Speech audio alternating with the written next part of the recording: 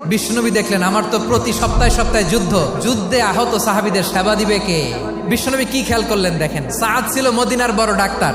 এই নারী সাহাবী রুফাইদা বাবার কাছ থেকে চিকিৎসা বিদ্যা শিখেছেন। বিশ্বনবী রুফাইদাকে বললেন, রুফাইদা তুমি মসজিদে নববীর পাশে একটা মেডিকেল ক্যাম্প করো। বিশ্বনবীর ডিরেকশন অনুযায়ী তিনি মসজিদে নববীর পাশে একটা মেডিকেল ক্যাম্প করলেন এবং আহত সাহাবাদের চিকিৎসা উনি ওনার টিম নিয়ে দিতেন। বিশ্বনবীর পরামর্শে উনি আনসারি এবং মুহাজির মহিলা সাহাবীদেরকে নিয়ে একটা স্পেশাল মেডিকেল টিম গঠন করলেন। খায়বার যুদ্ধে 7ম হিজরিতে যখন বিশ্বনবী যায়, উনি ওনার টিম নিয়ে আসলেন, বললেন, ইয়া রাসূলুল্লাহ আমরা তো তলোয়ার চালাতে পারি না, আমরা তো তীর মারতে পারি না, আপনি যদি অনুমতি দেন খায়বার অভিযানে আমি আমার টিম নিয়ে মেডিকেল টিমের সেবাটা সার্ভিসটা দিতে চাই। পড়েন সুবহানাল্লাহ। বিশ্বনবী অনুমতি দিলেন, যোদ্ধা সাহাবীদের সাথে মেডিকেল টিম নিয়ে অগ্রসর হলেন। খায়বারের প্রতিটা আহত সাহাবী যারা ইনজুরি শিকার হয়েছেন সবাই রুফাইদা আল আসলামিয়ার এই মেডিকেল ক্যাম্প থেকে চিকিৎসা সহায়তা পেয়েছেন। সুবহানাল্লাহ পড়েন।